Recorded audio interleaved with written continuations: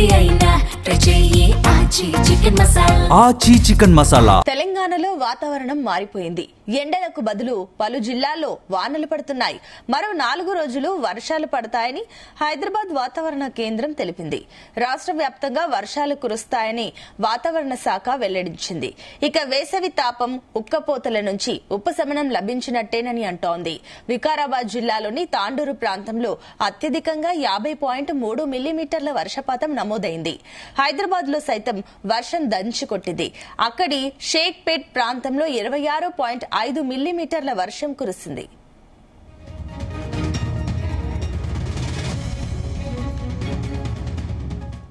ఇదే అంశానికి సంబంధించి మరిన్ని డీటెయిల్స్ మా కరెస్పాండెంట్ రాజు పటేల్ అందిస్తారు. రాజు పటేల్.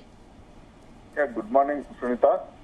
తెలంగాణ వ్యాప్తంగా కూడా మనకు వర్షాకాలానికి సంబంధించినటువంటి సీజన్ ప్రారంభమైనటువంటి సింటమ్స్ అయితే కనిపిస్తున్నాయి. ఎందుకంటే నిన్నటి నుంచి కూడా వాతావరణంలో మార్పులు చాలా చేంజ్ గా కావడంతో కూడా చల్లబడింది.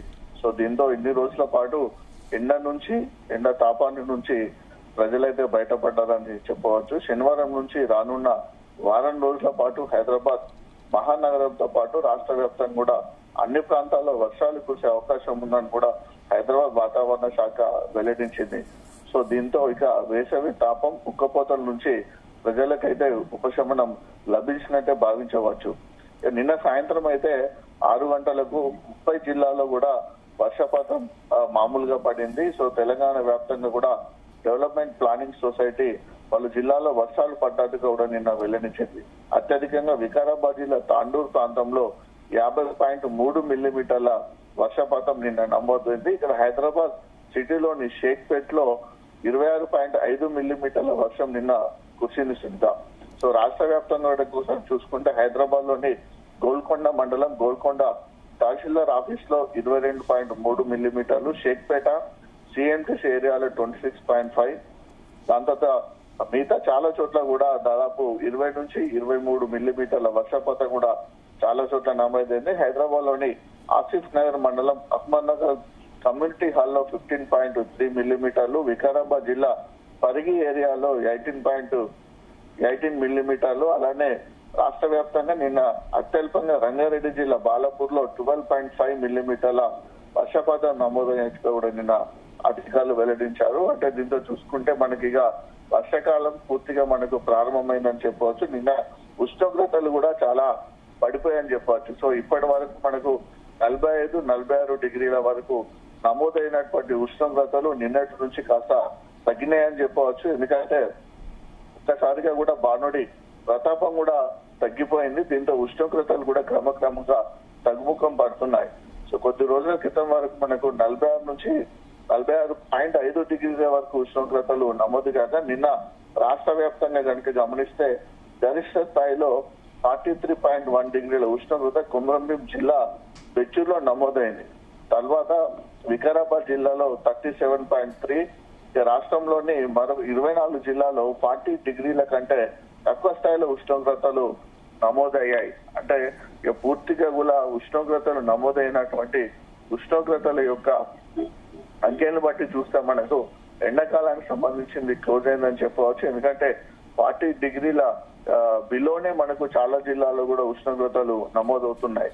సో దీంతో పలు జిల్లాలకు కూడా వర్షాలు కూడా కురిసే అవకాశం ఉందని కూడా వాతావరణ శాఖ అయితే ఆరెంజ్ అలర్ట్ జారీ చేసింది. కొమరంభీం జిల్లా, జగిత్యాల, మంచిర్యాల, వరంగల్, జయశంకర్, భూపాల్పల్లి, పెద్దపల్లి, సూర్యాపేట, ఆదిలాబాద్, హనంకొండ, నల్గొండ, నిర్మల్, భద్రాద్రి కొత్తగూడెం, మహబాద్, ములుగు, కరీంనగర్, సిద్దిపేట, నిజామాబాద్, జనగాం జిల్లాలతో పాటు యాదాద్రి, భువనగిరి, రాజన్న సిరిసిల్ల, కామారెడ్డి, రంగారెడ్డి, నాగర్ కర్నూల్ ఈ జిల్లాలన్నిటి కూడా రెయిన్ అలర్ట్ జారీ చేసింది. ఈ జిల్లాలకు వాతావరణ శాఖ ఆరెంజ్ అలర్ట్ ను కూడా కొనసాగించే అవకాశం ఉందని కూడా తెలిపింది.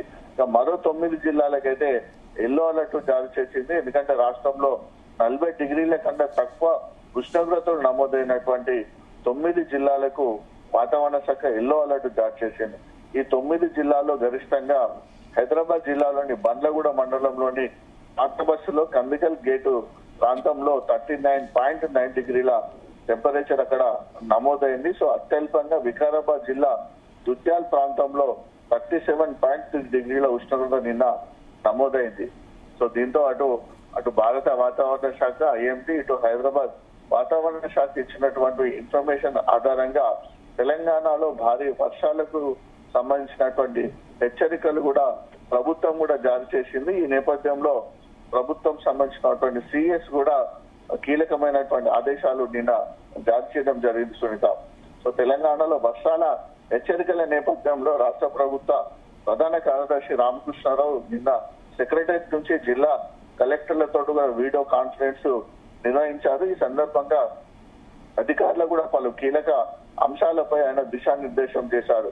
సో ఇది సమావేశంలో ప్రధానంగా రాష్ట్ర వ్యాప్తంగా వర్షాల పరిస్థితులు, అలానే వడ్ల కొనుగోలు, దీంతో పాటు ముఖ్యమంత్రి రేవంత్ రెడ్డి జిల్లాల పర్యటన ఏర్పాట్లపై కూడా అధికారులకైతే పలు సూచనలు చేయడం జరిగింది. ప్రధానంగా కనుక చూసుకుంటే రాబోయే వర్షాకాలంలో ఎలాంటి జాగ్రత్తలు తీసుకోవాలి, ప్రజలను ఏ విధంగా అలర్ట్ చేయాలి, వరదలు భారీగా వస్తున్నప్పుడు ఎలాంటి సెక్యూరిటీస్ తీసుకోవాలనే విషయంపైన కూడా ప్రధానంగా చర్చించడం జరిగింది. జిల్లాలోని అన్ని అధికార యంత్రాంగాలు కోఆర్డినేషన్ చేసుకుంటూ కూడా వర్షాల బారి నుంచి ప్రజలను రక్షించేందుకు, వరదల బారి నుంచి రక్షించేందుకైతే ఇమ్మీడియట్లీ ఈ రోజు నుంచి అలర్ట్ కావాలని, అందుకు సంబంధించినటువంటి టీమ్స్ ను కూడా ఏర్పాటు చేసుకోవాలని కూడా సిఎస్ ఆదేశించారు. భారీ వర్షాలు కురిసే అవకాశం ఉన్నటువంటి నేపథ్యంలో ప్రజలకు ఎలాంటి ఇబ్బందులు తలెత్తకుండా ముందస్తు చర్యలు కూడా తీసుకోవాలని సూచించారు.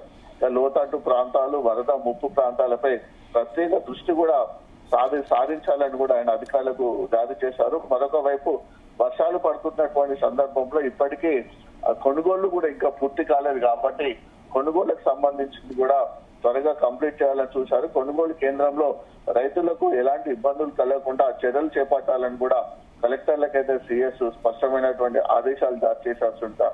రైతులు తమ ధాన్యాన్ని త్వరగా విక్రయించేలా అవసరమైనటువంటి ఫెసిలిటీస్ కూడా కల్పించాలని సూచించారు. పెండింగ్ లో ఉన్న వడ్ల కొనుగోలును వేగవంతం చేసి రైతులకు సకాలంలో చెల్లింపులు కూడా జరిగేలా అధికారులు చర్యలు తీసుకోవాలని సూచించారు.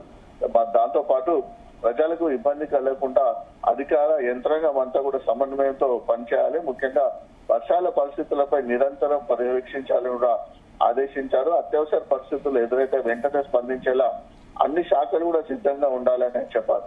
వర్షాల హెచ్చరికలు సంబంధించినటువంటిది ఎప్పటికప్పుడు ప్రతిరోజు మార్నింగ్, ఈవినింగ్ జిల్లా అధికార యంత్రాంగము అప్డేట్ ఉంటూ కూడా దానికి సంబంధించినటువంటి చర్యలు తీసుకోవాలి. గతంలో సంభవించినటువంటి వర్షాలు, వరద నేపథ్యంలో ముప్పు గ్రామాలు కానీ, ముప్పు కాలనీ కానీ ఉంటే వాళ్ళని ఇమ్మీడియట్లీ రెస్క్యూ చేసి పునరావాస కేంద్రాలు తరలించడానికి కూడా, పునరావాస సెంటర్లను కూడా అందుబాటులో ఉంచుకోవాలని కూడా నిన్న సిఎస్ చెప్పడం జరిగింది. సో ఇలాంటి పరిస్థితుల్లో మనకైతే నిన్నటి నుంచి కూడా వాతావరణంలో చాలా గణనీయమైనటువంటి మార్పులు కనిపిస్తున్నాయి. ఎందుకంటే ఎన్ని రోజుల పాటు విపరీతమైనటువంటి వేడి, ఉక్కపోతతోటి తలెట్టినటువంటి ప్రజలకైతే నిన్నటి నుంచి అయితే చాలా వాతావరణం కూల్ గా ఉండటంతో కూడా చాలా రిలాక్స్ గా అనిపించినటువంటి సిచ్యువేషన్ కనిపిస్తుంది. సో వడగాళ్ల ప్రభావం కూడా చాలా తగ్గింది. సో ఈ సంవత్సరం మనకు విపరీతమైనటువంటి వడగాళ్ల ఎఫెక్ట్ తోటి కూడా చాలా మంది కూడా చనిపోవడం జరిగింది. కాబట్టి 2 రోజుల నుంచి కురుస్తున్నటువంటి వర్షాలతోటి వడగాళ్లు కూడా ఎక్కువగా రావడం లేదు, సాధారణంగా మాత్రమే గాలులు వస్తున్నాయి. ఇక ఇది ఎందుకంటే మనకు వర్షాకాలం సీజన్ ప్రారంభించినటువంటి ఈ ప్రారంభమైనటువంటి సందర్భంలో చాలా అలర్ట్ గా ఉండాలని కూడా అధికారులు అనేది ప్రభుత్వం ఆదేశించి, దాంతో పాటు ప్రజలు కూడా స్వీయ రక్షణ చర్యలు తీసుకుంటూ వాతావరణ పరిస్థితులకు అనుగుణంగా వారు కూడా ఉండాలని కూడా ఇటు అధికారులు అయితే సూచించారు. Right, thank you Raj Patel.